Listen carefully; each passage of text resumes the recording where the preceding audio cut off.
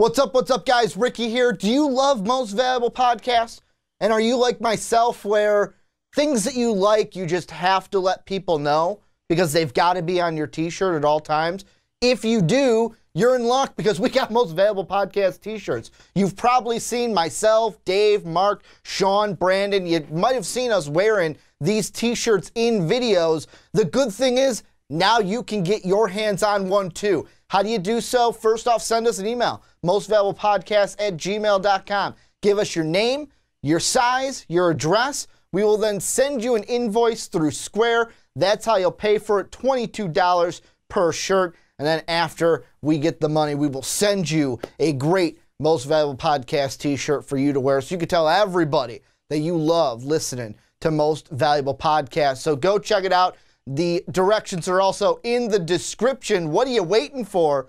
We got the shirts just for you. But anyways, we're moving on now, and we're talking about our final topic, which is Marc Gasol and the Memphis Grizzlies, and should the Memphis Grizzlies trade Marc Gasol? So looking at it right now, bottom of the Western Conference, 8-20, 1-9 in their past 10. Yeah. Memphis Grizzlies have been struggling, already fired Coach Dave Fizdale, and now looking at it, not a lot of bright futures ahead, or not a bright future ahead, at least not a light bright future. Dumbass. Light bright? At least looking ahead, though, not a bright future in Memphis. Yeah. Looking at Marc Gasol, you have a piece that is at least valuable. Do you feel like Marc Gasol will be traded by the Memphis Grizzlies? I do, because they honestly need to restart somewhere, because the talent on this team right now, you're not going to win anything with Marc Gasol and an injured Mike Conley. Tyreek Evans outperforming, called it, just saying. Mm-hmm.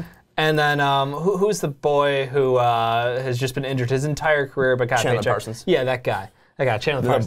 The boy. It's the haircut, man. He looks like 12 sometimes. Honestly, like, you need to rebuild around young talent. The roster you had is no longer the grit and grind Grizzlies of the past. Like, that's over with. It's done. Move on. Gasol has talent and Gasol has value. Move him. Get something for the future. Get building blocks. Don't care at this point what it is, but you just need to understand that and realize that this is the time to flip the franchise. Yeah, I feel like, I mean, we look back and we were talking after Fizdale got fired that they made the wrong move, that they should have moved Marc Gasol, but it seems like they're going to be doing it anyways. And I feel like that's the right move. They should do it, not only just for respect for Marc Gasol. I mean, you should be moving him just because this guy's given everything to Memphis so far throughout his career. Yeah. He deserves a shot at winning a title. And if you're able to move him to a team that is at least in a position, and a decent position going ahead in the future, that's something out of respect. At least give him a fighting chance. Like, this is just kind of sad. With their last 10 games to watch them this lose has been pathetic. So much. And especially with the whole Fizdale thing where you fire the coach and then these names kind of dragged through the media. Maybe he didn't handle it right as professional, but overall, I mean, Marc Gasol's done nothing but been playing great basketball for the Memphis Grizzlies. I feel like out of respect, it should happen. I feel like out of respect, it will happen. And I feel like, it's the right move for Memphis. Yeah. Looking at teams that are out there, though, Dave, what teams are you kind of focusing in on as potential suitors for a Marc Gasol that could really help this team, help a team really push towards the playoffs or possibly even a championship? Yeah, I think the one that kind of hits hardest for me is legitimizing a team in the East in the Bucks, because this is a team that would love to have someone like Marc Gasol come in and anchor down that 5 for them. They've got some young talent they would have to give up, or maybe draft picks. Like, that's a problem. They would have to give up some of their youth, but at the same time, you get an anchor like him to pair with Giannis, to pair with that offense. Chris Middleton, Jabari Parker. Bledsoe in there. Bledsoe. I mean, like, this is a legit roster that now you just got rid of one of the biggest weaknesses you have.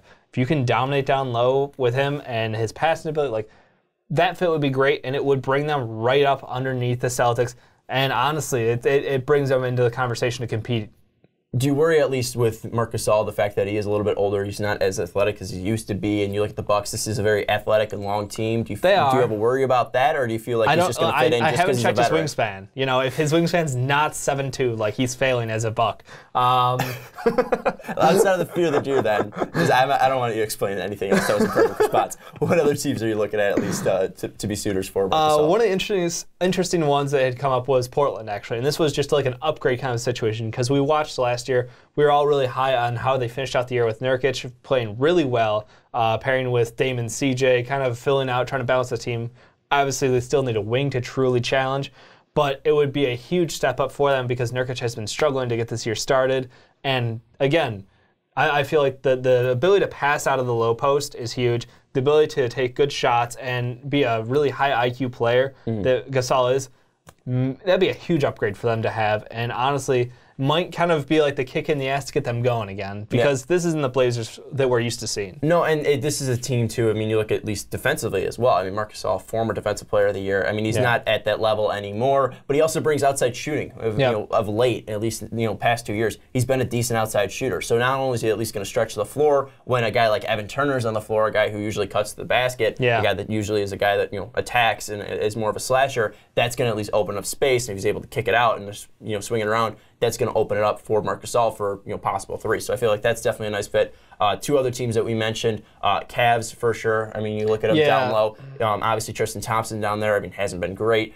Adding that ability to be a great passer out of the low post going to help K-Love. He also can stretch the floor as well. Going to bring that rebounding, going to bring defense to the Cavs. The other team that I thought you mentioned was interesting was the Timberwolves. Yeah, I mean, this is a team that is struggling defensively, to say the least. I mean, they have had so many problems with trying to stop teams from scoring like 110 would be nice. Cat's jumping up on Euro steps twice, looking like a fool. That man bites on everything, which is just fantastic as someone who's been a criticizer of his defense.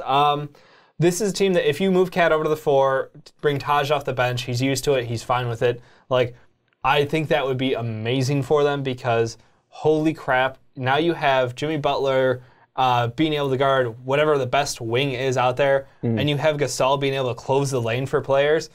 That is scary. That, again, we're talking about changing the culture. Now you have 3 guys in there who play defense between Gasol, Teague, and Butler, and even Taj still. Like, again, the more talent you bring in, the better you are off, because you're not bringing in somebody who just is a turnstile. And moving Cat over the 4 will help hide some of those weaknesses, because guess what? He's away from the basket. He's still very long, very quick. He can get his hand up to contest shots on the side. Like, I would feel more comfortable with him playing from the 4 if I could get someone like Gasol at the 5, 100%. It's definitely interesting. I don't know if it's going to happen. Yeah, that's unlikely, but I think it'd be an interesting match. Not a lot of pieces out there to be moved for the Timberwolves to get a Marc Gasol. Definitely going to be interesting, the fact that you're thinking about moving Cat over to the 4 and how those two would play down low. But you also look at it, I mean, maybe that's even one of the better 1-2 pairs, probably the second best 1-2 pair behind Boogie and AD in the NBA, because you got a great player in Marc Gasol and Cat, who defensively it's terrible. But offensively, that kid could do things. Unreal.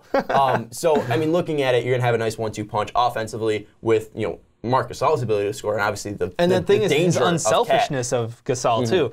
Gasol's not a guy who needs to come in and take over the ball. He doesn't need to dominate. He's somebody who is always going to make the smart pass out for the high percentage shots, and you want unselfishness. Yeah, at least out of the 4 teams that we mentioned, I feel like that's probably the least likely one to happen. It'd be awesome to see, but if you had to pick one team out, in the total NBA, maybe we didn't even mention them, that is a fit for Marc Gasol that you see him playing on in this season, or at least away from the Grizzlies for the season, who do you think that team will be? If it has to come down to one team, I would probably still go back to the Cavs, and that's the bullshit thing. Like, I feel like we're just default. We just talked about Paul George. You need a talented player? Let's get Marc Gasol. You need a talented player? Look at the Cavs. The Cavs need talented. And it's crazy how we're like, we need to arm up the Cavs so much, but that Brooklyn pick is just like the golden goose this year. It's everybody wants to go after it. They've got it. We'll see if they cash it in for something to compete this year.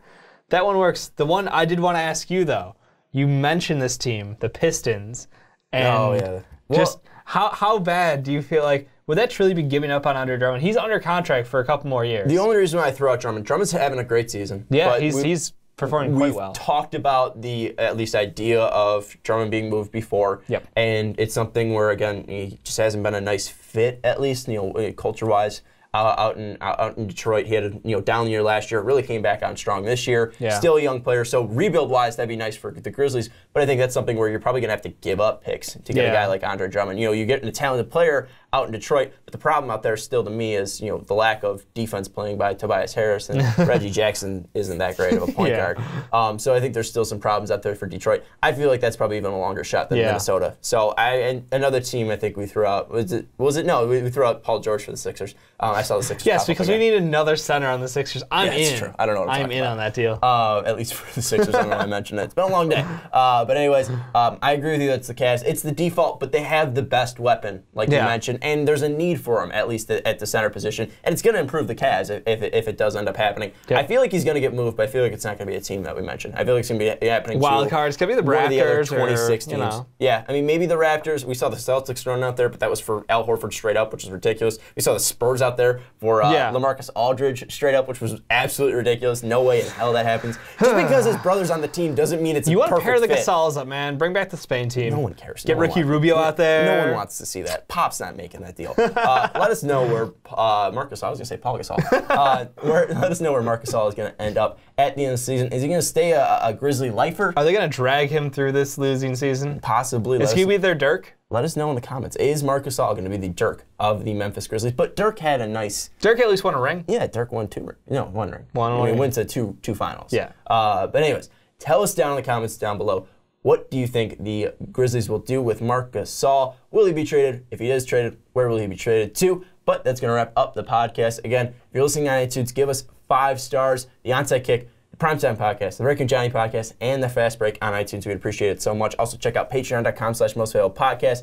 Pat, Christian, and our boy Jake are all patrons over there at the $10 tier. But you don't have to be at the $10 tier if you're afraid of being on a podcast. You're not too confident in being it. You can check out the $2 tier. We're giving you an exclusive monthly Patreon podcast. It's absolutely awesome. We have a fun time recording them every single month. So definitely check that out if you are interested. And finally, we're selling t-shirts. Check the description of this video down in the comments below. You got to email Mark and Ricky, and then I think they're using Square or something, PayPal, one of them. Just got to check Details out are down below. Yeah, details are down below. I don't know why I try to ad-lib. Yeah, it never it's works out for bad. me.